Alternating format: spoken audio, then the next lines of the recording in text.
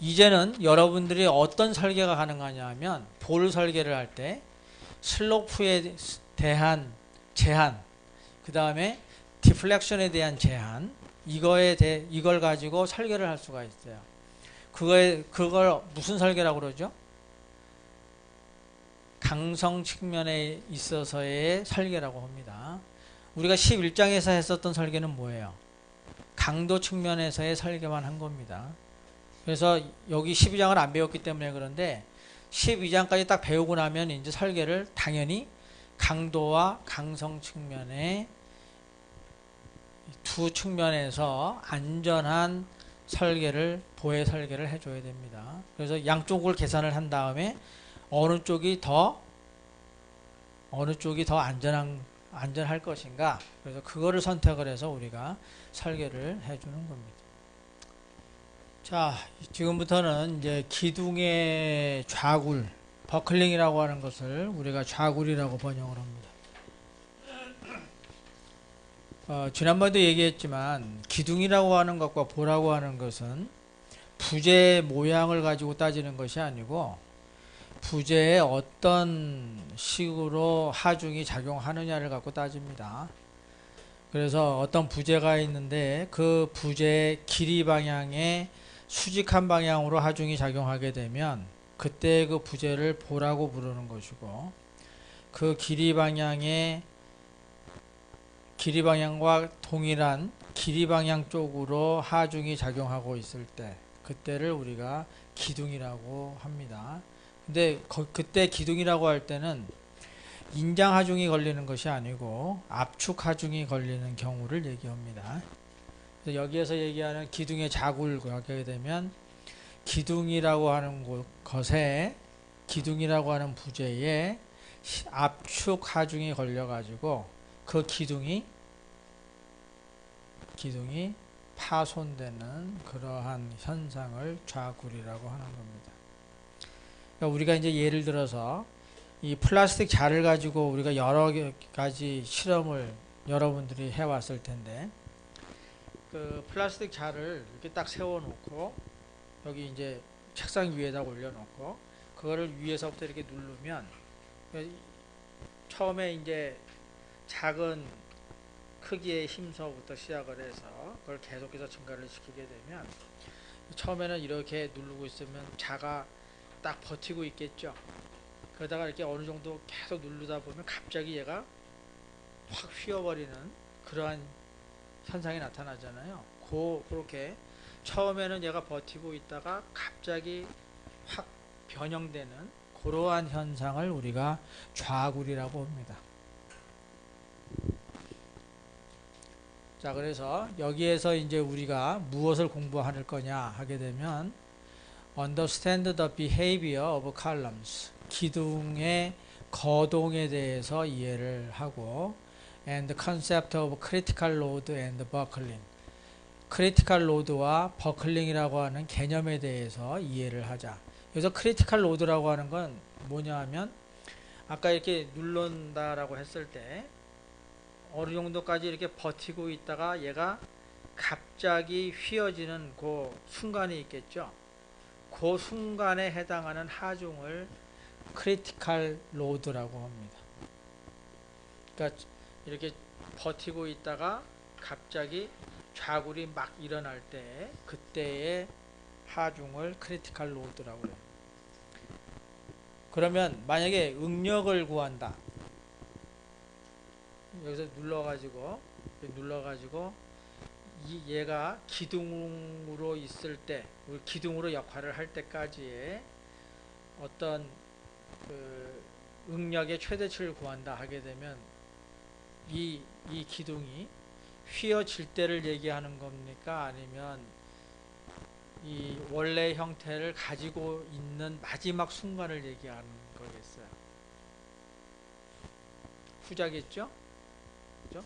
이렇게 막 누르다가 갑자기 얘가 딱 휘어지게 되면 그때 그 크리티컬 로드를 원래 이 기둥이 갖고 있는 면적으로 나눠준 거, 그게 이제 그 크리티컬 스트레스가 될 겁니다.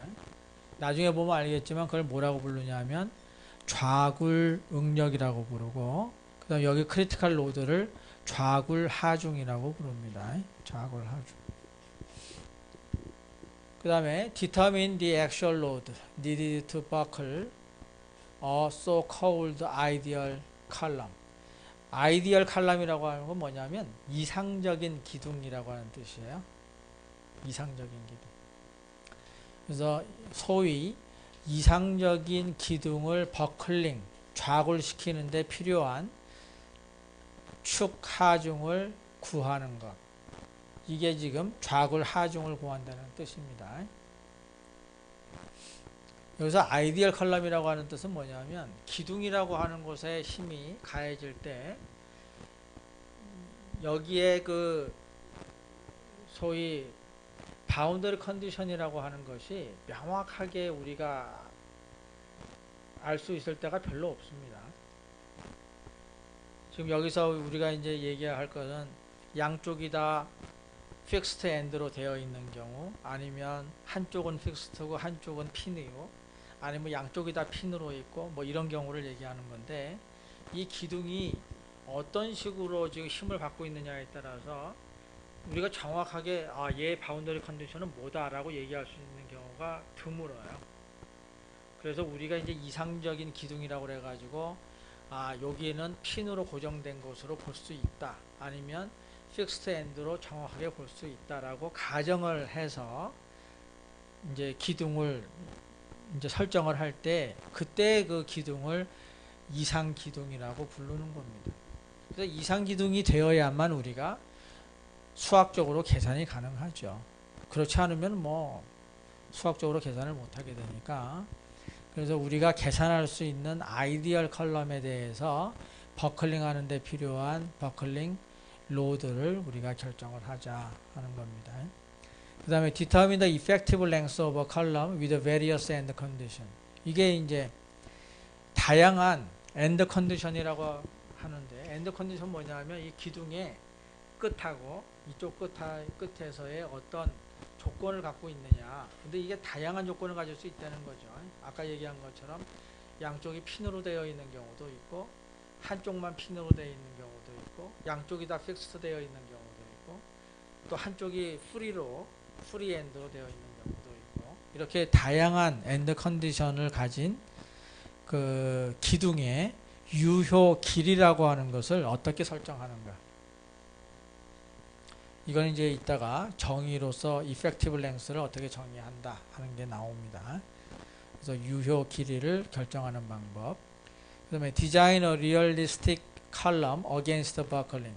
좌굴에 대해서 그 실제적인 칼럼을 어떻게 설계를 하는가. 그래서 설계하는 방법에 대해서 얘기를 이제 해봅니다. 그래서 처음에는 이제 어널리시스에 해당하는 부분 여기까지 어널리시스에 해당하는 부분이고, 맨 마지막이 설계에 대한 부분이 됩니다.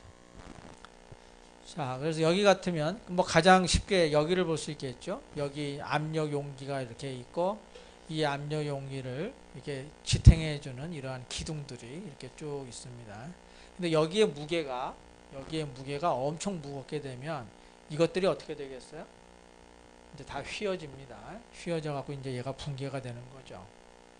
우리 왜 타워 크레인도 보면 가끔 가다가 붕괴되는 경우가 있잖아요. 그것도 좌굴에 의한 겁니다. 여기에서도 보면 이 위에 있는 것들은 다 뭘로 작용하는 거예요? 이 위에는 보로 작용하고 있는 거고, 여기에 세로로 지금 세워져 있는 것들이 기둥으로 작용을 하고 있는 겁니다. 여기에서도 이제 포크 크레인 같은 거 이렇게 풀 때 보면 이게 딱 파게 되면 이제 이런 쪽에서 압축이 걸리게 되죠. 그럼 이것도 좌굴이 될 수가 있는 겁니다. 그래서 이제 이런 거 설계할 때, 여기 설계할 때 이제 좌굴이라고 하는 걸 이용을 해서 설계를 하게 되는 거죠. 자, 그래서 이 크리티컬 로드라고 하는 걸 이제 어떻게 정의를 하고, 좌굴이라고 하는 것을 어떻게 정의를 하는가. 자, long slender member, 이게 뭐예요? 길고 가느다란 부재. 길고 가느다란 부재는 보도 길고 가느다랍니다. 양쪽이 다 똑같은 모양이에요. subjected to an actual compressive force. 요것만 다릅니다. 축 방향의 압축력을 받고 있는 길고 가느다란 부재가 cold column, 기둥이라고 불리운다는 거죠. 그래서 축 방향의 압축력을 지탱하는 데 필요한 부재가 바로 기둥이다. 그리고 또 lateral direction. lateral direction이 뭐예요? 횡방향의 deflection that occur. 발생하는 횡방향의 deflection을 버클링이라고 부른다. 그러니까 아까 얘기한 것처럼 여기서 이렇게 누르다가 얘가 갑자기 딱 휘어버리면 그게 이제 이 lateral deflection이 생기는 거죠. 그래서 lateral deflection이 딱 발생하는 요것을 좌굴이라고 한다. The maximum axial load that a column can support. 그 기둥이 지탱할 수 있는 최대의 축하중을 is called the critical load. 그거를 critical load라고 부른다. 번역을 하려면 뭐라고 번역해야 돼요? 임계하중이라고 부른다 이겁니다. 근데 우리는 이걸 뭐라고 부를 거냐면 좌굴 하중이라고 부를 거예요. buckling load라고 부를 겁니다. When it is on the verge of buckling. 버클링의 이게 뭐겠어요? verge? 뭐 가장자리 뭐 이런 겁니다. 그래서 버클링이 막 일어나려고 하는 그때에 버클링이 막 일어나려고 하는 그때에 그 기둥이 지탱할 수 있는 최대의 축 하중을 우리가 임계 하중이라고 부른다. 그래서 여기가 이제 아까 플라스틱으로 된 자를 가지고 이제 실험을 하게 되면 이제 이렇게 실험을 할 수 있는 거죠. 여기서 이제 P라고 하는 거가 P 크리티컬까지 가기 전까지는 이러한 모양을 그대로 유지를 하다가 P 크리티컬에 딱 도달하는 순간에 얘가 이렇게 딱 꺾어집니다. 그래서 이 P가 우리가 주는 이 P가 P의 크리티컬보다 크게 되면 이렇게 좌굴이 일어나고 요거보다 작게 되면 그대로 이러한 모양을 그대로 유지하고 따라서 그 경계가 뭐겠어요? P가 P의 크리티컬에 도달하는 거죠. 그러면 그때가 되게 되면 막 lateral deflection이 생기려고 하는 그 순간이 됩니다. 그래서 그때의 이 하중 P의 크리티컬을 크리티컬 로드라고 좀 부르는 것이고 우리는 나중에 그거를 버클링 로드라고 부를 거죠. 자, 그래서 이제 이런 예제가 하나가 있고 또 이러한 예를 들을 수도 있습니다. 여기에 두 개의 부재가 핀으로 고정이 되어 있고 여기 A라고 하는 점에 여기 스프링 상수 K를 갖고 있는 스프링이 여기를 지탱을 하고 있어요. 그러면 여기에서 이 아랫 방향으로 힘을 주게 되게 되면 이 A라고 하는 점은 이쪽 방향으로 꺾어지게 됩니다. 그래서 여기서 있는 이 P가 어느 정도의 값이 되게 되면 얘가 딱 이렇게 꺾어질 것인가 이거를 한번 계산을 해보자는 거예요. 그래서 일단 이 꺾어지는 경우에 그림을 그리게 되면 여기가 세타라고 우리가 설정을 한다면 대칭이니까 여기도 세타가 되고 그 다음에 여기의 거리는 요 세타에다가 요 2분의 1을 곱한 만큼이 요 거리가 될 겁니다. 그 다음에 여기에 있는 힘이 이쪽으로 작용하는 거가 이제 이쪽으로 작용을 하게 될 거니까 그래서 이쪽을 아래로 내려가는 힘이 P가 되어야 되고 따라서 P의 탄젠트 세타가 이쪽 X방향으로 작용하는 힘이 됩니다. 그럼 평형 방정식을 세우게 되면 이 두 배의 이거하고 이게 있으니까 두 배의 P 탄젠트 세타가 F하고 같아야 되겠죠. 그래야 평형을 유지하는데 이 F라고 하는 것은 이 스프링 상수로 표현을 하자면 K에다가 이 델타를 곱해주면 됩니다. 그래서 K 곱하기 세타 곱하기 2분의 L 하게 되면 그게 F가 되고 그것이 두 배의 P의 탄젠트 세타와 같게 되면 평형을 이루게 되는 거죠. 그래서 이제 이러한 수식을 우리가 얻을 수가 있습니다. 그래서 두 배의 P의 탄젠트 세타가 K 세타의 2분의 1과 같다. 그럼 여기에 세타가 아주 작은 경우를 우리가 예를 들 이제 세타가 작은 경우를 우리가 생각을 하게 되면 탄젠트 세타라고 하는 것은 세타로 우리가 생각할 수가 있죠. 그래서 요 식이 2배의 p 세타가 되고 이것은 그대로 k 세타의 2분의 L이 됩니다. 여기 계산하게 되면 세타하고 세타가 없어져 가지고 p라고 하는 게 4분의 kl로 이렇게 표현이 돼요. 그러니까 요것이 딱 경계선이 되는 겁니다. 이게 막 꺾어지려고 하는 그 경계선이 되는데 결국 이 계산된 결과를 보게 되면 세타하고는 독립적이에요. 세타하고는 상관이 없어서 여기 이 그래프처럼 힘이 이 y축이고 세타가 이쪽 축입니다. 그러니까 세타가 매우 작은 경우를 생각하니까 세타가 0인 경우로 우리가 간주할 수가 있겠죠. 세타가 0인 경우에 0에서부터 여기까지 여기라고 하는 것이 p 크리티컬 해서 지금 금방 계산된 4분의 kl까지 여기까지 갈 때까지는 지금 이러한 상황, 이러한 상태를 그대로 유지한다는 겁니다. 그래서 세타가 전혀 발생하지 않는 거죠. 그랬다가 요 점에 딱 도달하게 되면 거기서부터 이제 좌굴이 일어난다는 거예요. 그러니까 이게 이렇게 딱 꺾어지는 현상이 나타난다는 겁니다. 그래서 거기를 그 부분이 이제 여기가 되는 거예요. 그래서 요 아래를 우리가 스테이블 이퀄리브리엄이라고 부르고 여기를 중립이라고 부르고 여기를 불안정 평형을 이루고 있다. 이렇게 부릅니다. 이거에 대한 정의는 어떻게 할 것 같아요? 이게 소위 스테빌리티를 따질 때 우리가 얘기하는 건데 스테빌리티를 따질 때 우리가 딱 세 가지를 따집니다. 하나는 스테이블하다.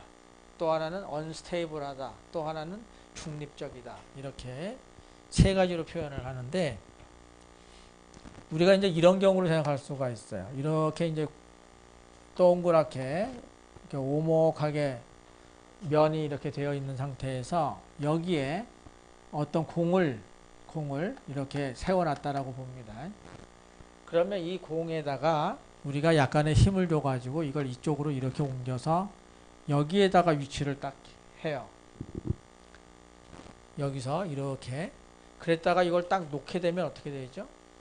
원래의 상태로 돌아갑니다. 그렇죠? 이러한 상태를 우리가 스테이블하다라고 얘기하는 겁니다. 스테이블하다.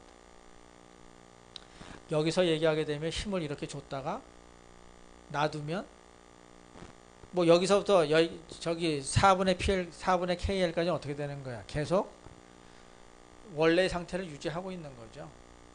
그러니까 뭐 힘을 쭉 주고 있어도 계속 그 상태를 유지하고 있는 그 상태를 보는 겁니다. 그랬다가 이렇게 힘을 주다가 이게 빼면 어떻게 되죠? 원래 상태 그대로 유지하고 있는 거죠.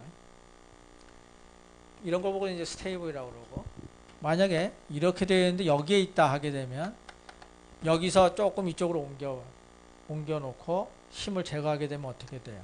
떨어지죠? 이걸 언스테이블하다고 합니다. 지금 이거 같은 경우 그러니까 만약에 이렇게 요런 경우를 생각을 한다면 어떻게 돼요? 얘는 이쪽으로 옮겨놔도 그냥 그 자리에 가만히 서 있죠. 얘를 뉴트럴이라고 합니다. 요걸 중립, 요걸 불안정, 이걸 안정 이렇게 얘기해요. 그럼 사실상 좌굴에서는 어떻게 얘기하느냐 하면 이렇게 얘기하는 겁니다. 여기서는 지금 세타가 0인 경우만 생각을 하고 있는 건데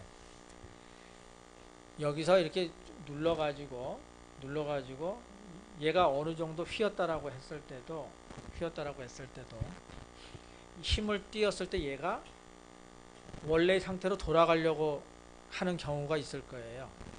그럴 때 우리가 스테이블 버클링이라고 얘기를 하고 그 다음에 이렇게 눌러놨더니 그냥 그 상태에서 그대로 유지를 하고 있으면 뉴트럴 이퀄리브리엄이라고 얘기를 하는 거고 그 다음에 이렇게 조금 어느 정도 눌러놨더니 얘가 그냥 붕괴되는 경우가 있습니다. 그냥 확 주저앉는 경우가 있어요.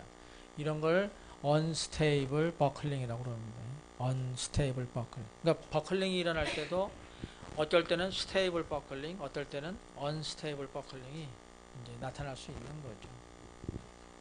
근데 우리는 그렇게 복잡한 거 생각하지 말고 요것만 생각하면 됩니다. 여기서 우리가 세타가 0인 경우에만 지금 생각을 하는 거니까 여기서부터 P의 크리티컬 갈 때까지 여기는 스테이블을 한 상태고 바로 여기가 경계선이 되는 거잖아요. 그죠? 자굴이 일어나는 것과 안 일어나는 거에 경계선이 되니까 여기가 중립 상태가 되고 아예 버클링이 일어나 버리면 언스테이블 이퀄리브리엄이다. 이렇게 생각을 하는 겁니다. 아까 얘기한 버클링이 일어난 다음서부터 이게 스테이블한 버클링이냐 언스테이블 버클링이냐 따지는 것은 뭐에 관계되어 있는 거예요? 이 세타에 관계되어 있는 겁니다. 그래서 얘가 딱 휘게 되면 세타가 발생을 하는데 이 세타가 계속 증가할 것인가 아니면 감소할 것인가를 따져서 언스테이블 버클링이냐 아니면 스테이블 버클링이냐를 따지는 거예요. 괜히 얘기한 것 같은데 여러분들은 세타에 대해서 생각을 안 해도 됩니다. 단순히 여기까지만 생각하면 됩니다. 세타가 매우 작은 경우에 한해서 이러한 그림을 우리가 생각할 수 있다는 거예요. 자, 그래서 디스로딩 여기서는 예를 들어서 4분의 KL이라고 한다면 디스로딩 represent a case of the mechanism being in neutral equilibrium. 그러니까 바로 요 점에 해당하는 것이라는 거죠. Since P critical is independent of theta. 세타라고 하는 거하고는 아주 독립적이기 때문에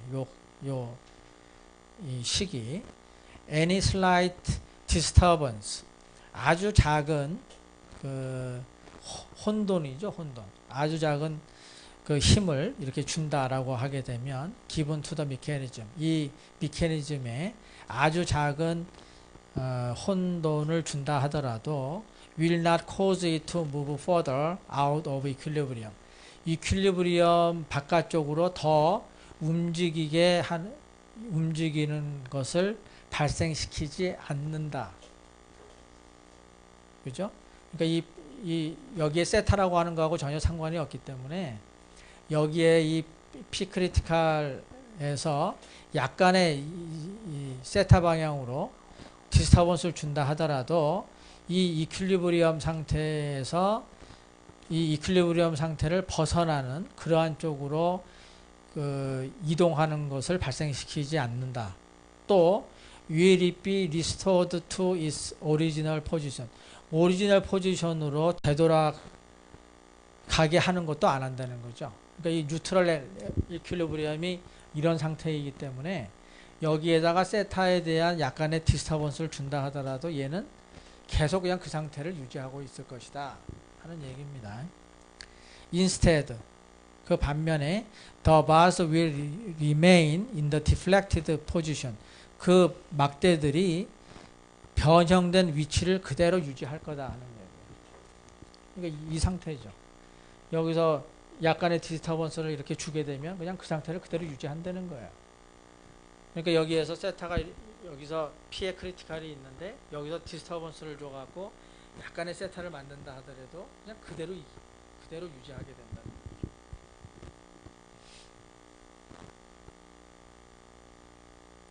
근데 이렇게 되는 경우는 어느 경우예요? 세타가 매우 작은 경우에 한해서 이렇다는 겁니다.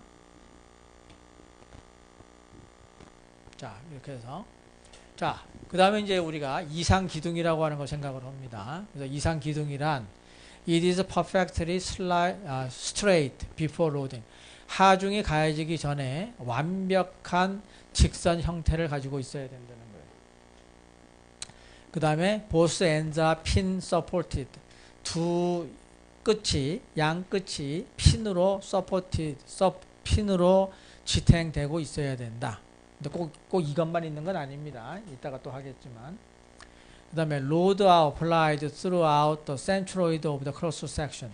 하중은 단면 도심을 통해서 작용돼야 한다. 자, 우리가 이제 직사각형 형태로 되어 있는 기둥을 생각을 한다라고 했을 때 하중은 어디를 지금 지나가야 되느냐 하면 도심을 지나가야 된다는 거예요. 무슨 의미가 있을까요? 도심을 지나가지 않으면 어떤 일이 벌어져요? 모멘트가 작용하니까 그냥 굽힘이 일어나 버리겠죠. 그죠? 그래서 여기에서는 일단은 뭘 생각하냐면 모멘트가 작용하지 않고 오로지 압축력만 작용하는 경우를 생각하겠다는 겁니다. 이 경우가 실제의 경우와 비슷할까요? 실제 경우와는 조금 다르겠죠. 그래서 요거 기본적인 걸 배운 다음에 실제와 비슷하게 편심이 있는 경우에는 어떻게 계산을 해야 되는가 하는 거가 이 다음에 나옵니다. 일단은 우리가 이러한 조건을 만족하는 기둥에 대해서 이제 좌굴 하중을 구하고 그 다음에 좌굴 응력을 구합니다. 자, 그래서 일단은 P의 크리티컬보다 작을 때는 그 기둥이 직선을 그대로 유지를 하겠죠. 그런데 P가 임계 하중 P의 크리티컬에 도달하게 되면 얘가 좌굴을 할 것이다 이겁니다. 자, 이때 그림은 어떻게 그려지냐면 이런 식으로 그려집니다.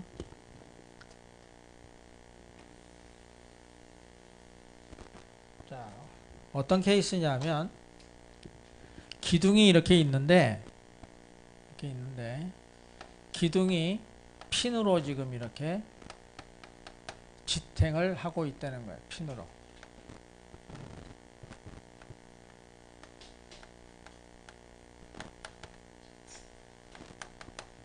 보통 이렇게 그립니다. 양쪽이 핀으로 고정되어 있는 이상 기둥, 그렇게 되면 이렇게 그려요.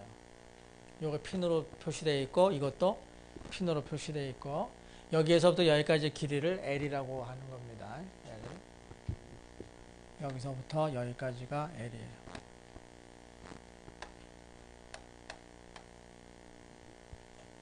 그 다음에 좌표축을 세우는데 좌표축을 여기서부터 이쪽 방향으로 X를 잡고 이쪽 방향으로 V를 잡습니다. V. 그러니까 Y축을 이렇게 잡는다는 거죠. Y축. 이렇게 되면 Z가 이제 이렇게 돌아가겠죠. X, Y니까 Z가 바깥쪽으로 나오는 그런 방향이 됩니다. 그래서 여기에다가 P를 이렇게 준다는 거예요. P를. 지금 이렇게 하는 이유는 뭐겠어요? 얘가 정확하게 핀을 통해서만 하중을 전달한다는 뜻입니다. 자, 이렇게 됐을 때 여기에 있어서의 반력이 생길까요? 안 생길까요? 안 생길까요? 왜 안 생길까요?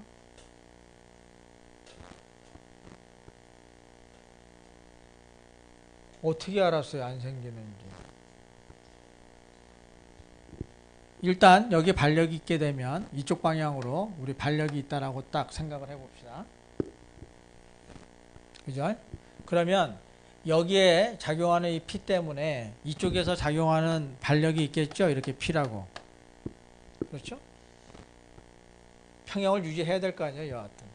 그럼 여기에 V가 있게 되면 여기에서도 지금 이제 V가 발생하거나 아니면 여기에 있어서의 모멘트를 계산하게 되면 뭐가 돼야 되죠? 이 핀으로 되어 있으니까 모멘트가 0이 되어야 되겠죠. 그럼 여기에 V가 존재를 하게 된다면 V 때문에 V 곱하기 L이라고 하는 모멘트가 작용을 해야 되겠죠. 근데 이 점에 대해서 모멘트를 계산한 것이 뭐가 돼야 돼? 제로가 돼야 됩니다. 그래서 이 V는 0이 돼야 되는 거죠. 그래서 이 V가 0이 됩니다.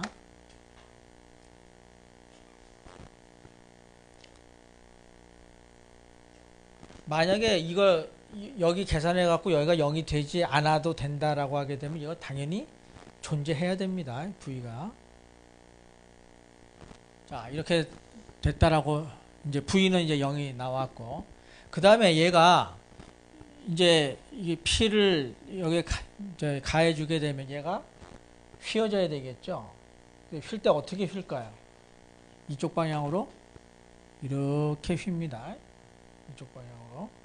왜 이쪽 방향으로 휘어야 돼요? 이쪽 방향으로 휘면 안 되나? 그쪽 방향으로 휘어도 됩니다. 근데 우리가 항상 유도할 때는 어떻게 해요? 항상 전체가 다 플러스로 표현이 되도록 우리가 유도를 합니다. 그래서 이 V가 플러스가 되도록, 그러니까 디플렉션이 플러스가 되도록 우리가 이렇게 그리는 거예요. 그러니까 여기를 우리가 이렇게 자르게 되면 여기서부터 여기까지가 x라고 하는 길이가 될 거고, 그 다음에 여기서부터 여기까지가 v가 되겠죠. 그렇죠? 여기서부터 여기까지가 v가 됩니다.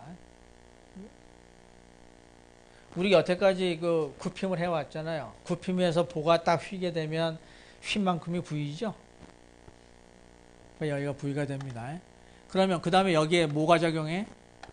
모멘트가 이쪽 방향에 플러스가 되죠. 왜냐하면 이렇게 돌아가니까, 그죠? 이렇게 돌아가는 모멘트가 플러스니까 이게 이렇게 됩니다. 그럼 이 mx가 어떻게 표현되죠? mx가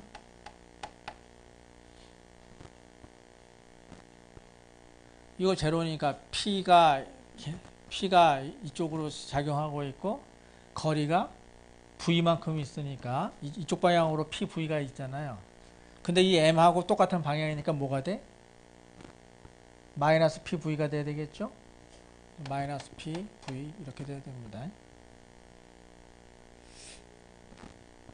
그래요?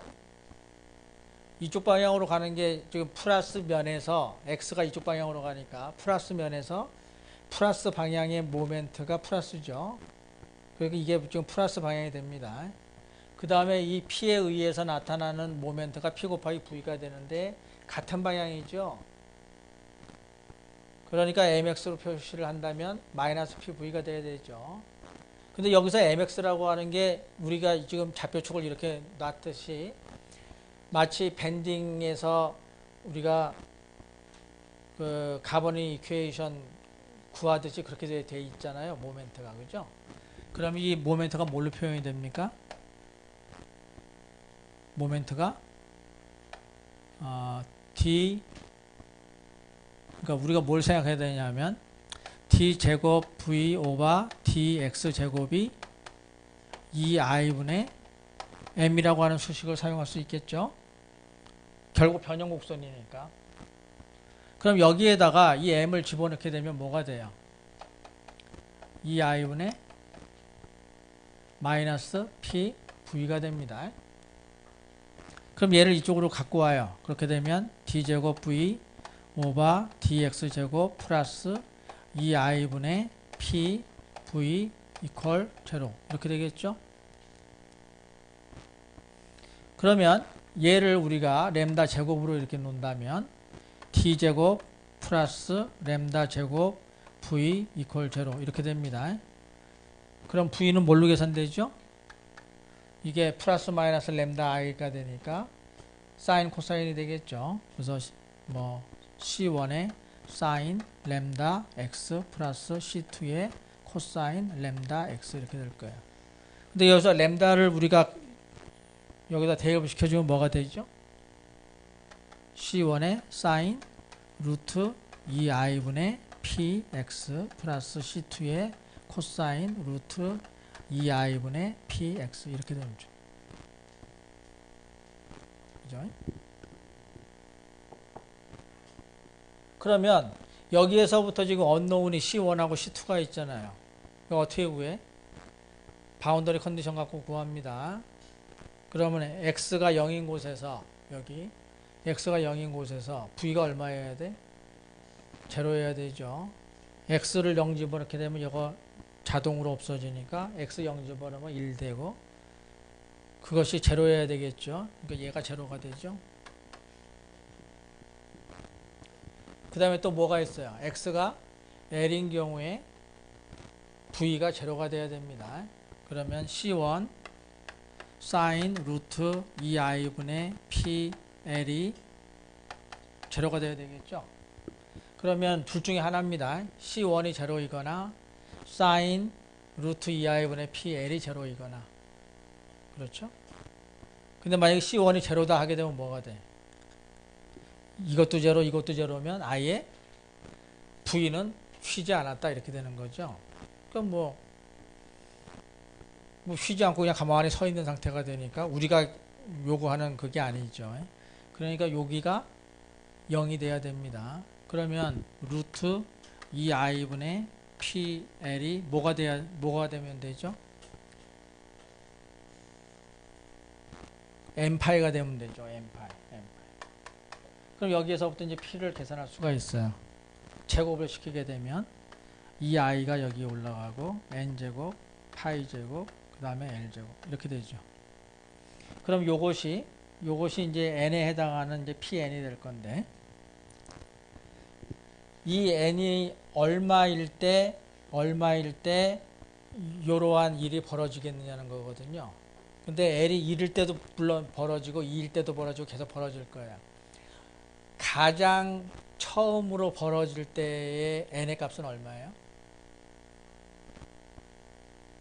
이것이 0이 되는 가장 작은 p의 값은 n이 1일 때 나타나죠? 1일 때.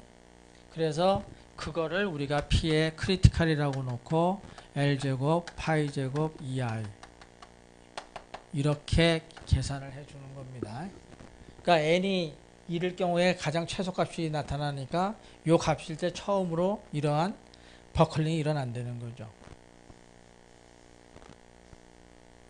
이거보다 물론 더 이제 2일 경우에도 물론 있을 수 있지만 우리가 힘을 줄 때 어디서부터 줘요?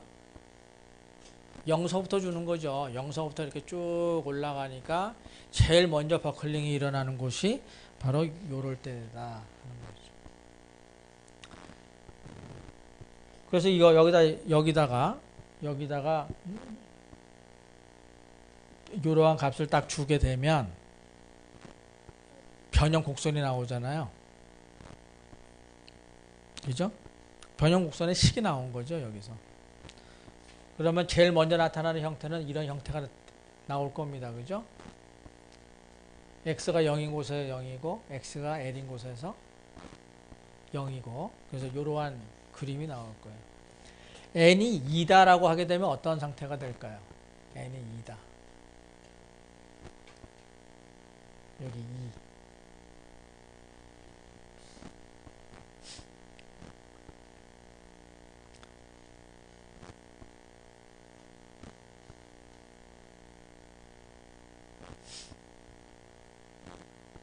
이렇게 되면 주기가 반으로 줄겠죠? 여기서 계산된 것보다. 여기가 만약에 2가 되게 되면 여기가 2가 되게 되면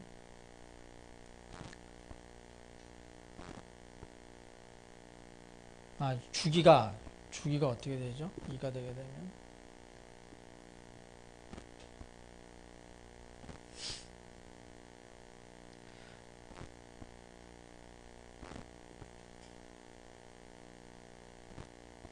L이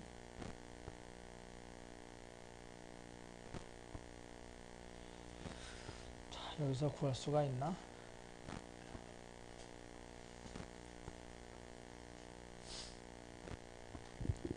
그러니까 결국 이것이 L분의 N파이 이렇게 될 거예요. 이렇게 그렇게 되게 되면 여기가 1일 때는 루트 2 여기 루트 2i분의 p 대신에 뭘 집어넣으면 되냐면 L분의 파이를 넣으면 되죠.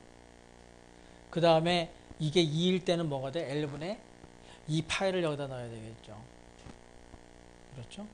그렇게 되면 이거의 값들이 전부 2배씩 뻥튀기가 되니까 이거의 그림이 여기가 센터라고 하게 되면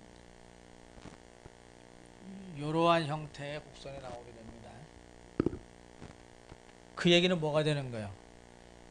처음에 힘이 계속 0에서부터 증가하게 되면 처음에 좌굴이 이렇게 생기는데 여기에다가 그 서포트를 여기다 이렇게 해주게 되면 이 점이 움직일 수가 없잖아요. 그렇게 되면 요 값에서는 버클링이 일어날 수 없다는 거예요. 여기가 지지가 되어 있어서.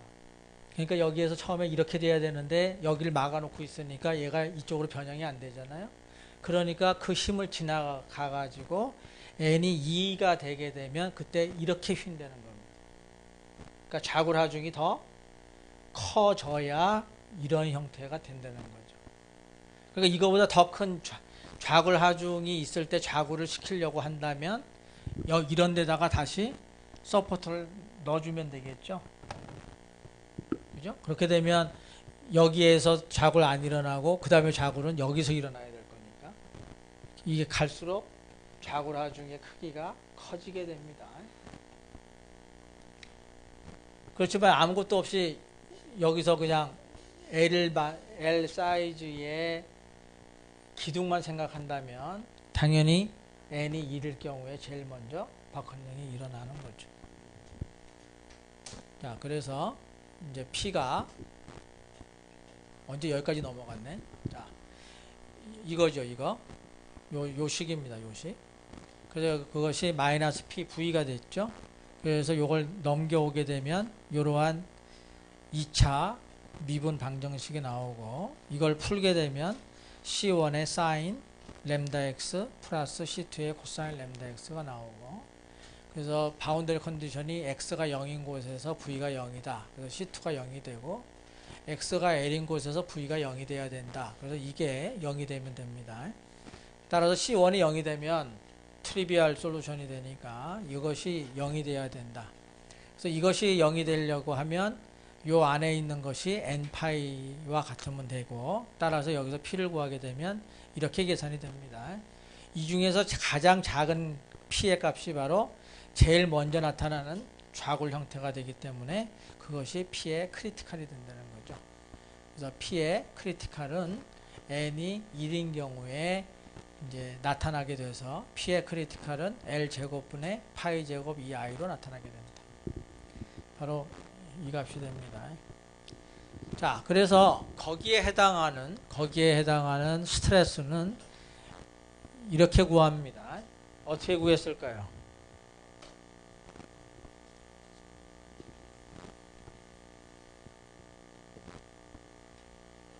P의 크리티컬이 L 제곱분의 파이 제곱 2i가 됩니다. 근데 여기서 시그마 크리티컬은 어떻게 구해지느냐 하면 얘가 좌굴이 막 일어나려고 할 때이기 때문에 기둥은 서 있는 경우라고 생각을 해도 되는 거죠. 그래서 그때는 A분의 P가 됩니다. 그래서 A, L 제곱분의 파이 제곱 2i가 돼요.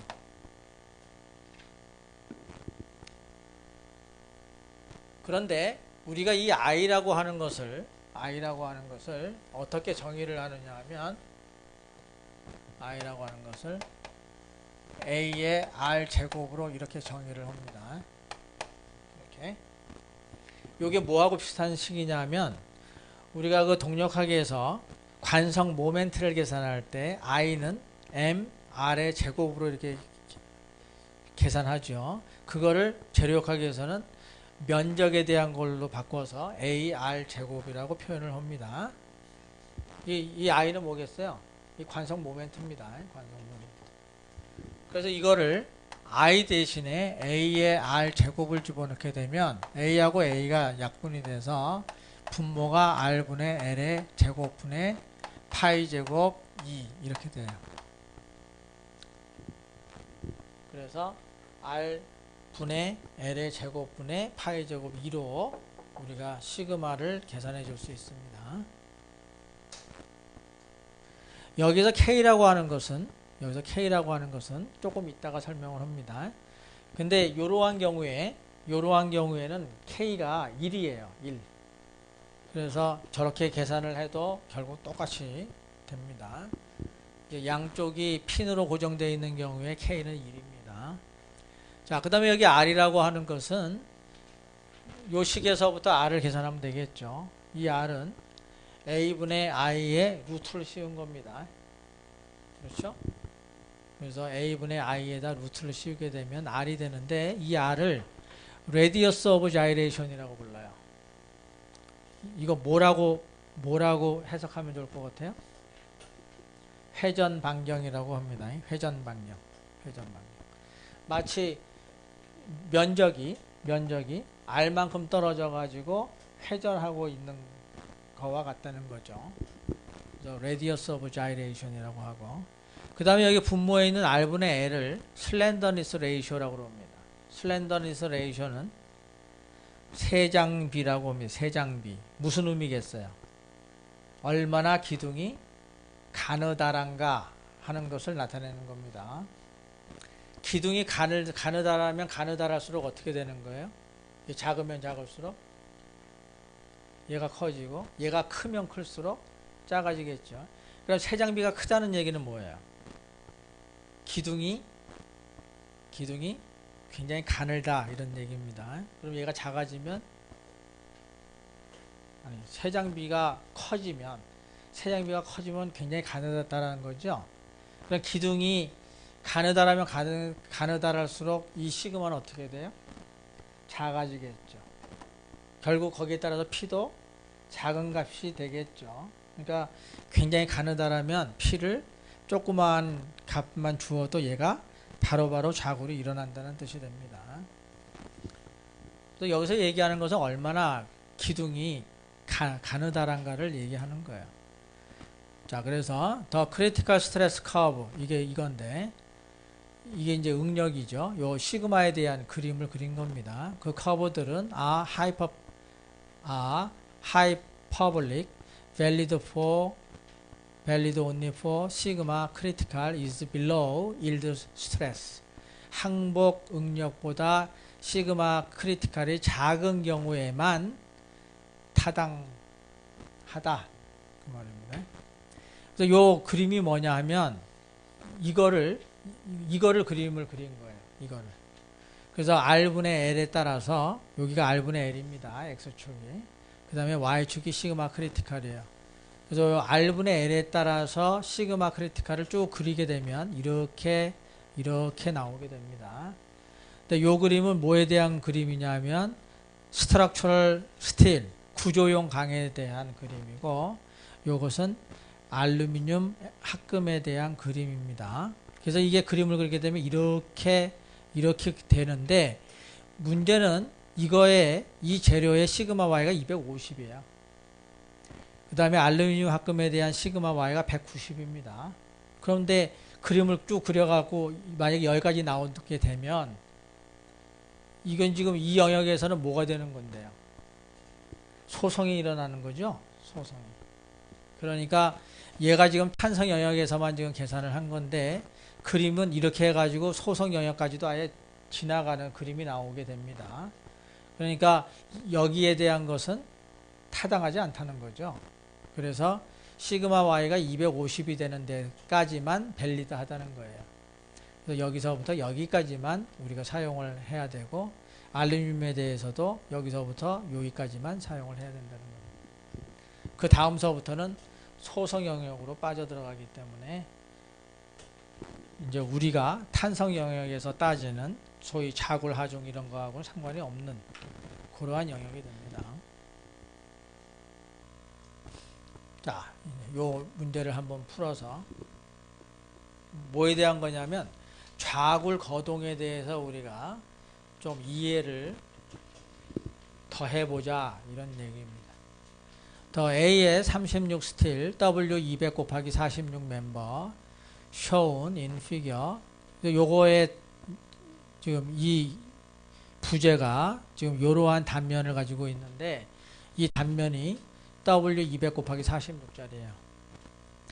is to be used as a pin connected column. 여기와 여기가 핀으로 지금 고정되어 있는 경우를 생각합니다. Determine the largest actual load it can support before it either begin to buckling or the steel yield. 버클링이 시작되거나 아니면 항복이 시작되기 전까지 그 기둥이 지탱할 수 있는 최대의 축 하중을 계산하시오. 이겁니다. 자, 이렇게 되게 되면 여러분들 어펜딕스 B에 가게 되면 이제 이러한 거에 대해서 공칭이 쭉 나와 있죠.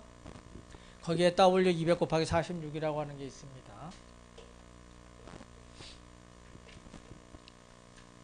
거기에서 뭘 찾을 수가 있느냐 하면 IX를 찾을 수가 있고 IY를 찾을 수가 있어요. 그러겠죠? 자, 아까 기둥이 그냥 정사각형이다 라고 하면 어디로 휘어도 상관이 없지만 지금 이렇게 되어 있는 기둥이 지금 서 있다. 근데 여기에 P가 지금 이렇게 작용을 하고 있다는 거죠. 여기 핀으로 이렇게 고정이 되어 있고 여기가 어느 쪽으로 좌굴이 일어나겠어요?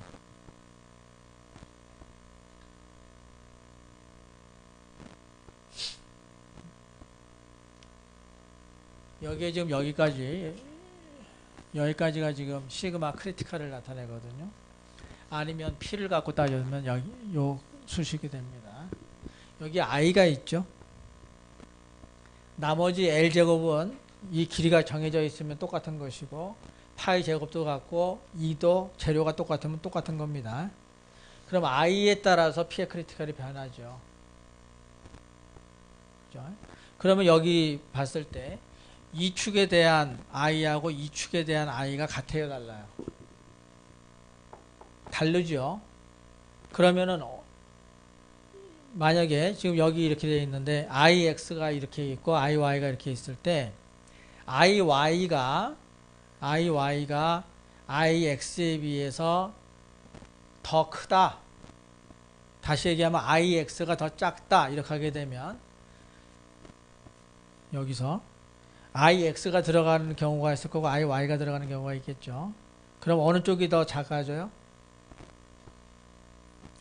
IX가 더 작다라고 하게 되면 여기다 IX를 넣었을 때가 더 작아지겠죠.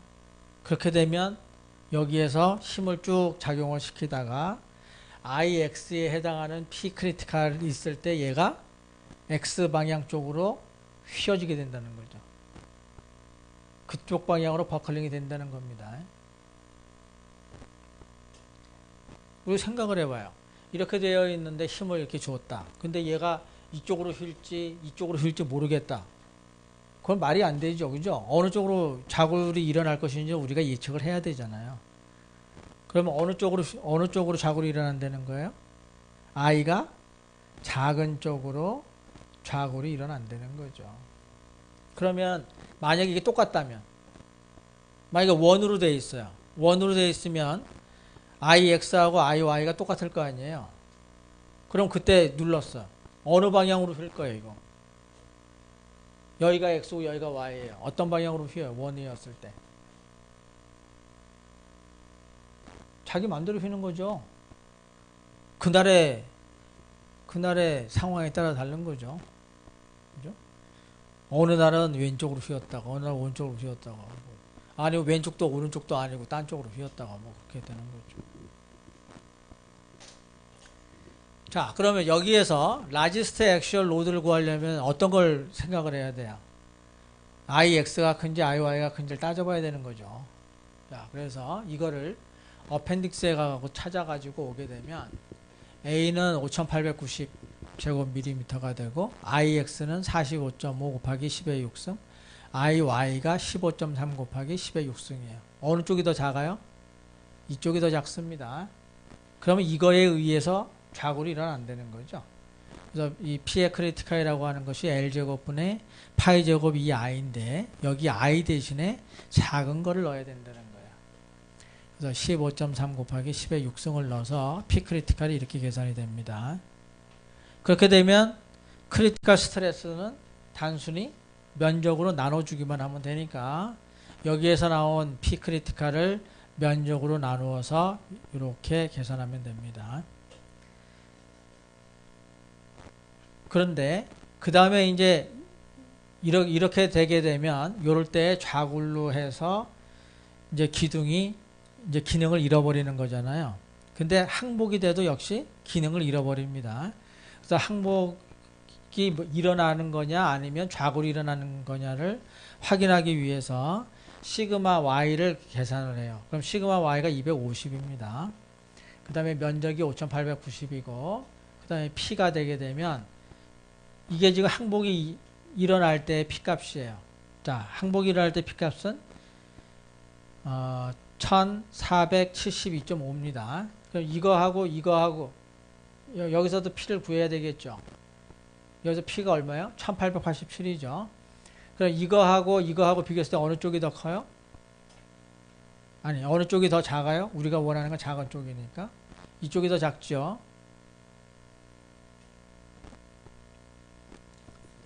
무슨 뜻이에요?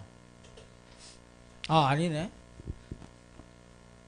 여기 1887이고 여기가 1472죠. 그러면 뭐에 의해서 얘가 저기 파손이 되는 거예요?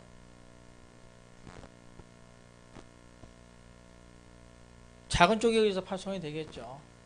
그럼 결국 이 둘 중에서 어느 쪽에 의해서 기둥이 지금 지탱할 수 있는 최대 하중이 결정돼요?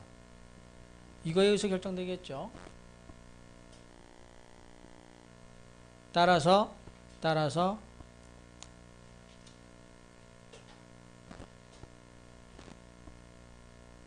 항복에 의해서 이 P가 결정된다는 걸 알 수 있습니다.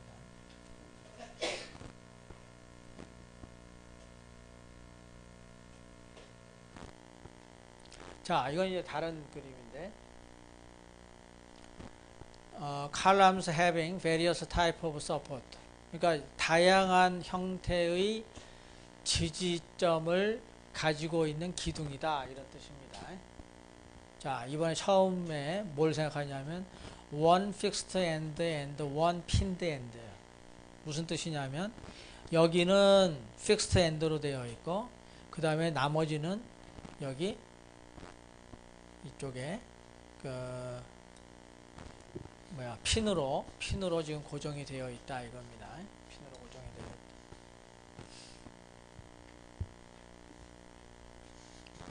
자, 이렇게 됐을 때 여기에 있어서도 지금 X축을 이렇게 놨고 Y축을 이렇게 놨습니다. 아까 이거 계산할 때하고 똑같죠?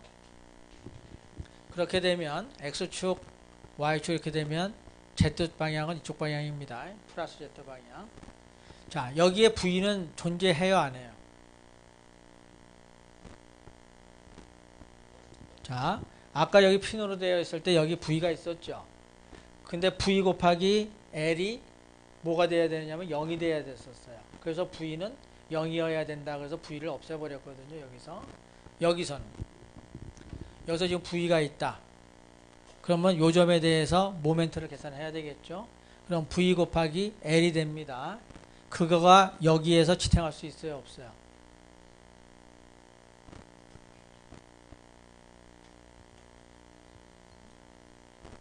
그렇게 어려워요? 안 어렵죠. 이거 여기서 V 곱하기 L만큼 이쪽에서 반대 방향으로 모멘트가 주어질 수 있죠. 픽스드 엔드니까. 따라서 V는 존재할 수 있습니다. 그렇죠. 그래서 지금 V 방향을 이렇게 놨다라고 하게 되면 여기서 여기를 잘라 가지고 이쪽이 모멘트가 됩니다.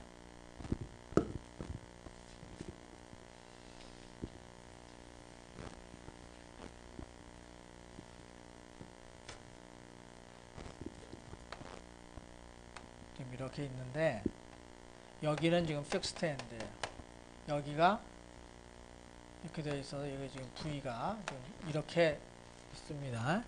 근데 여기가 X방향이에요. 이쪽이 V방향, Y방향입니다. 그 다음에 휘었다. 이렇게 휜 걸로 봅니다. 이렇게 휜 걸로. 그래서 여기서부터 이무의 X라고 하는 거리를 잘라요. 그러면 요만한 프리바디 다이어그램을 그릴 수가 있습니다. 그럼 여기에 대해서 모멘트는 이쪽으로 작용하겠죠. 이렇게.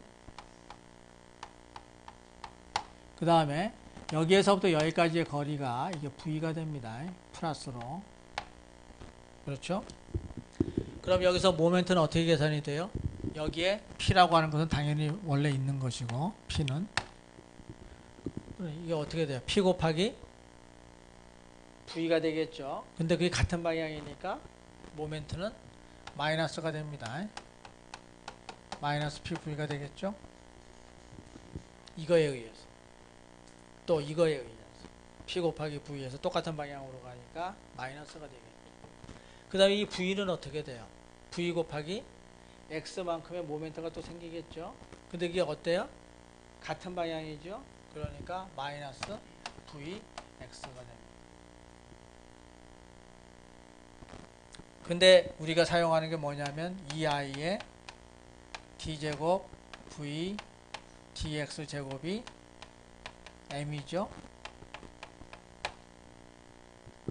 그러니까 여기 m을 여기다 대입을 시켜주면 됩니다. 그렇게 되면 바로 이 식이 나오는 거죠. m은 마이너스 pv 마이너스 vx. 그렇죠? 그렇게 되면 바로 이 식을 사용할 수 있습니다. d제곱 v 오버 dx 제곱이 2i분의 m이 되고, 여기서 m을 구한 것이 마이너스 pv 그 다음에 마이너스 vx. 자, 이거를 정리를 하게 되면 v를 이쪽으로 넘기면 요거 그 다음에 요거 2i분의 pv가 있고, 요것은 마이너스 vx 오버 2i가 여기 나와 있습니다. 무슨 방정식이죠? 이거의 이름이 뭐예요?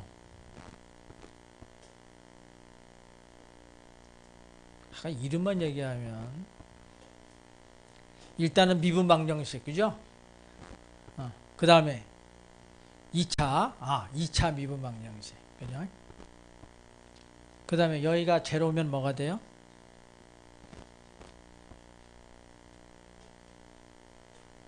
그렇죠? 뭐라고 그래? homogeneous differential equation이 되죠. 근데 이게 0이 아니니까 non-homogeneous second order differential equation이 되진 거죠. 그럼 이거 어떻게 풀어요? 처음에 여기를 0이라고 놓고 homogeneous 솔루션을 구하고, 그 다음에 이거하고 유사한 v를 가정을 해서 푼 다음에 particular 솔루션을 구하죠. 그 다음에 이거에 대한 솔루션은 homogeneous 플러스 particular 솔루션 이렇게 구하죠. 그때 우리가 사용하는 바운더리 컨디션은 이겁니다. x가 0인 곳 거기서 v가 0, x가 l인 곳에서 v가 0, 슬로프가 0. 이게 이제 바운더리 컨디션이 돼요. 이거를 이제 풉니다. 이걸 풀어요. 그러면 호모지니어스 솔루션에다가 파티클러 솔루션을 이제 더해주면 되는데, 자, 여기가 제로가 되게 되면 여기가 그렇게 되면 아까 푼 거하고 똑같아요. 그래서 A의 사인 램다 X 플러스 B의 코사인 램다 X가 됩니다. 그 다음에 이제 파티클러 솔루션을 우리가 가정을 해줘야 되는데, 여기가 X에 대한 1차식이거든요. 그래서 A 프라임 X 플러스 B 프라임 이런 형태로 이 V를 가정을 해줍니다. 그래서 A 프라임 X 플러스 B 프라임으로 가정을 해서 이 솔루션을 여기다 대입하는 거죠.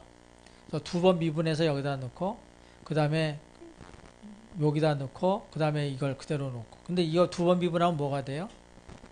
X를 두 번 미분한 거니까 제로가 되니까 이거 없어집니다. 그래서 요 텀이 남죠. 그래서 2i분의 p에 A 프라임 X 플러스 B 프라임이 남고, 그 다음에 우측은 그대로 남습니다. 그래서 이거를 소위 미정계수법이라고 하죠. 그래서 A 프라임하고 B 프라임을 구하게 되면 여기 X밖에 없으니까 A 프라임이 마이너스 P분의 V가 바로 나오고, B 프라임은 여기 없으니까 제로가 됩니다. 따라서 여기에 의해서 V는 A의 사인, 그 다음에 B의 코사인, 그 다음에 마이너스 PV의 X, 이렇게 해서 솔루션이 나오게 되죠. 그 다음에 여기서 A하고 B를 우리가 계산을 해야 되는데, X가 0인 곳에서 X가 0인 곳에서 V가 제로예요. 그러니까 X 대신에 0을 집어넣게 되면 그대로고, 그러니까 그대로 0이 돼버리고, 여기다 X 대신에 0을 집어넣으면 1이 되죠. 1. 그 다음에 여기다 0을 집어넣으면 0이 되죠. 근데 그것이 0이 돼야 되잖아요. 그러니까 이 B가 뭐가 돼야 돼? 0이 돼야 됩니다. 그래서 우리가 요 텀하고 요 텀만 남게 되죠. 그래서 이제 B가 0이라고 하는 걸 바로 구할 수 있습니다. 그 다음에 이제 여기 X가 L인 곳에서 V가 0. 그래서 대입을 시켜요. 여기에다가 X가 L, 여기도 L 집어넣게 되면 V가 0. 그래서 이 식이 나오게 됩니다. 그 다음에는 x가 l인 곳에서 v 프라임이 제로, 그러니까 세타가 제로여야 돼요. 그래서 얘를 한번 미분을 합니다. 얘를 한번 미분을 해서 x 대신에 l을 집어넣어요. 여기다가도 마찬가지. 요거 한번 미분하게 되면 상수만 남겠죠. 그래서 요 상수 남게 되고, 자, 여기가 남겠죠. 자, v 프라임 하게 되면 뭐가 되죠?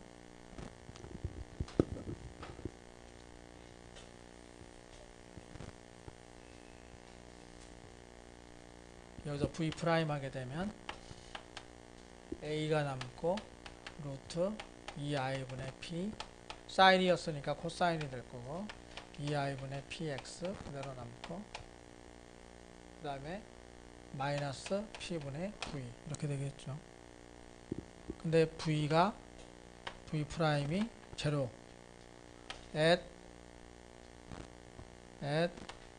x equal l, 그러면 a의 루트 2i분의 p 코사인 루트 2i분의 pl 마이너스 p분의 v 이퀄 0 이렇게 돼야 되겠죠. 이거 안 되겠죠. 그죠? 계산하게 되면 마이너스 p분의 v만 나와야 되잖아요. 여기 l 없어져야 되겠죠. 내가 지금 이거 보고 계산한 거야. 이게 왜 l이 왜 있을까 싶어가지고 미분을 했는데 x가 없어져야 되는데 이게 없는 겁니다.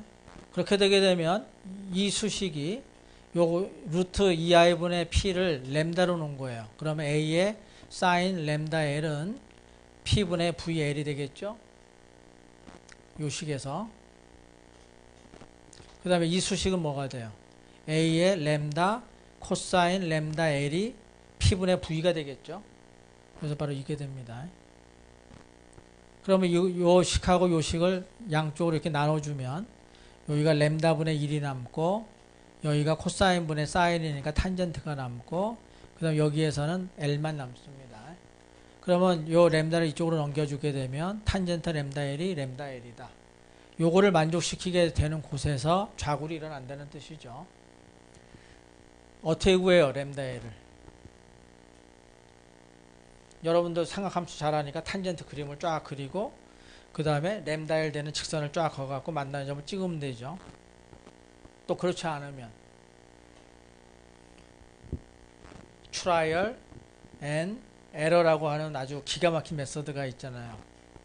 그래서 여기 대신에 값을 일단 넣어보고 얘하고 비교하고 이게 작네 그러면 또 높여가지고 이게 왔다 갔다 하다 보면 똑같은 값을 주는 게 있죠. 그걸 바로 시행 오차법이라고 합니다. Trial and Error. 그래서 이걸 계산을 하게 되면 4.4934가 나와요. 기가 막히죠? 하나씩 탁 올렸는데. 그래서 램다 L이라고 하는 것이 4.4934라고 하는 값을 갖고 여기에 램다가 루트 2i분의 p입니다. 그 다음에 L이고. 그래서 여기에서부터 이제 요게 가장 처음으로 이 수식을 만족시키는 값이에요. 그래서 그것이 바로 P의 크리티컬이 됩니다. P의 크리티컬은 요거 L 제곱분의 요거 제곱하게 되면 20.19입니다. 그래서 20.19 곱하기 2i가 돼요. 요거까지 얻어줍니다. 그런데 이 P의 크리티컬을 아까 구했었던 L 제곱분의 파이 제곱 2i의 형태로 이걸 고쳐줄 수 있겠죠. 그죠? 여기가 그냥 L 제곱분의 파이 제곱 2i는 뭐였어요? 양쪽이 다 핀으로 만들어져 있는 상태에 있어서의 수식이었는데 그거와 유사한 형태로 지금 만들고 싶다는 겁니다. 그러면 그 L은 뭔가 다른 L이어야 되겠죠. 그래서 우리가 L2로 표시를 합니다. L2로. 그러니까 마치 이게 무슨 뜻이 되냐면 이거와 이것이 같게 만들어주면 여기에 있어서의 L 값이 양쪽이 다 핀으로 되어 있을 때 어떤 길이와 맞먹느냐라고 하는 게 나오는 거죠. 그래서 여기서 L2를 뭐라고 부르느냐 하면 effective length라고 부릅니다. effective length. 그래서 2자를 집어넣은 거예요. 그래서 이걸 계산을 하게 되면 0.7L이 나오게 됩니다. 0.7L. 그래서 원래 우리가 핀으로 계산됐을 때의 P의 크리티컬이 이렇게 나왔는데 지금 얘기하는 one fixed end, one pin end가 되게 되면 이 L이 0.7L로 바꿔주게 되면 거기에 대응하는 좌골 하중이 나온다는 뜻이에요. 그래서 우리가 어떤 식을 만들게 되느냐 하면 이 L2 대신에 KL이라고 하는 걸 집어넣어 줍니다. 그래서 L이라고 하는 거 원래의 길이고 이 K라고 하는 것이 바로 effective length factor라고 그래가지고 지금 여기서 계산한 게 0.7L이잖아요. 그럼 어떤 경우죠? 이런 경우죠. one fixed end, one pin end. 이럴 경우에 마치 핀으로만 된 것으로 계산하게 되면 어떤 L에 해당하느냐 하면 0.7L에 해당한다는 거예요. 그래서 이렇게 표시를 하게 되면 K 대신에 0.7을 넣게 되면 바로 이 크리티컬 밸류가 나온다는 겁니다. 자, 이게 굉장히 필요한 형태의 공식이에요. 자, 왜 그러냐면 우리가 일단은 핀으로 되어 있는 경우는 유도를 했고 그 다음에 one fixed end, one pin end로 되어 있을 때 L이가 0.7L에 해당한다는 걸 좀 구했거든요. 그 다음에 이렇게만 되어 있는 경우 이게 뭐예요? one fixed end, one free end입니다. 이런 경우에 좌구를 시키게 되면 이렇게 휘게 만들게 되면 얘가 이렇게 휠 거예요. 이렇게. 근데 이거를 대칭으로 해가지고 이쪽 부분을 그리게 되면 마치 여기서부터 여기까지를 이렇게 휜 거를 모양을 보게 되면 어떤 형태와 유사해요? 양쪽이 다 핀으로 되어 있는 상태와 유사합니다. 근데 그때의 길이가 몇 배가 된 거예요? 2배가 된 거죠. 그래서 여기에다가 여기 L2에다가 2배의 L을 집어넣게 되면 어떤 케이스에 P의 크리티컬이 나오냐 하면 one fixed end, one free end에 해당하는 P 크리티컬이 나온다는 겁니다. 그래서 그때는 K는 2가 된다는 거예요.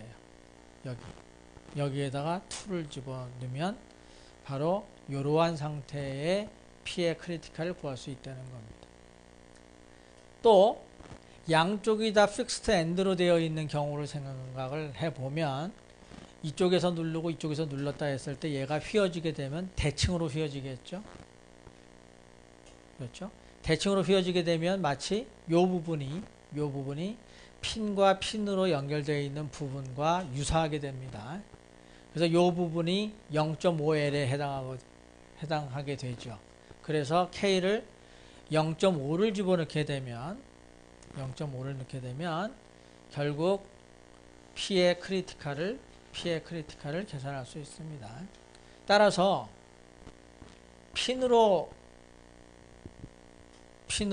고정되어 있는 경우, 그 다음에 한쪽은 픽스트, 한쪽은 프리엔드로 되어 있는 경우, 양쪽이 다 픽스트로 되어 있는 경우, 한쪽이 픽스트, 한쪽이 핀으로 되어 있는 경우에 대해서 L2를 여기에서는 똑같은 거니까 L이 되고 여기가 2L, 여기는 0.5L, 여기 0.7L이 되잖아요. 그러니까 단순히 K만 바꿔주게 되면 여기 앞에 있는 요 값만 바꿔주게 되면 똑같은 공식을 사용할 수 있다는 겁니다. 어떻게? KL 제곱분의 파이 제곱 2I라고 하는 수식을 그대로 사용할 수 있다는 거예요. 그래서 요걸 이용을 해서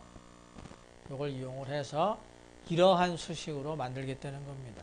그러니까 여러분들은 요 수식만 하나 암기하면 되고 그 다음에 요 모양을 기억하면 되겠죠. 자, 요거는 1이고 요것은 당연히 2배니까 K가 2가 되고 여기는 유도한 거니까 0.7이 되고 여기 그림상으로 봤을 때 0.5에 해당하고 금방 우리가 알 수 있는 거죠.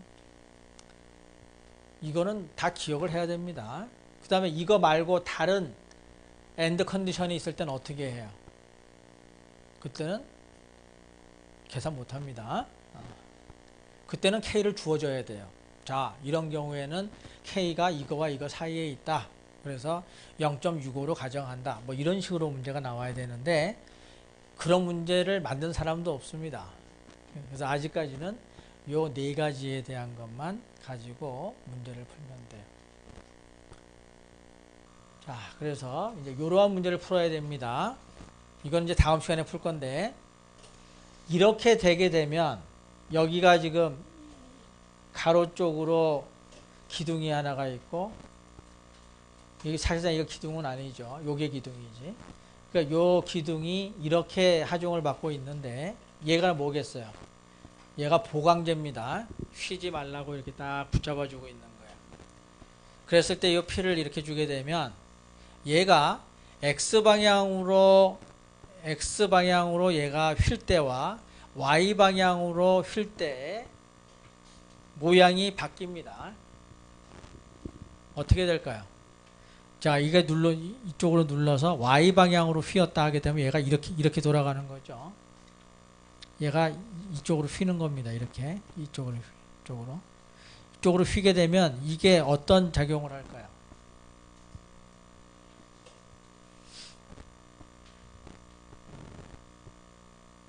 이게 서 있는데 이쪽 방향으로 휘려고 해요. 그러면 여기서 지금 지탱을 해주고 있죠. 이렇게. 그럼 얘가 여기서 이쪽으로 휠 수 있어요, 없어요? 못 휘겠죠. 그렇게 되면 여기가 핀이 될까요, 아니면 고정부가 될까요? 자유자재로 막 움직일까요, 아니면 여기 딱 서 있을까요?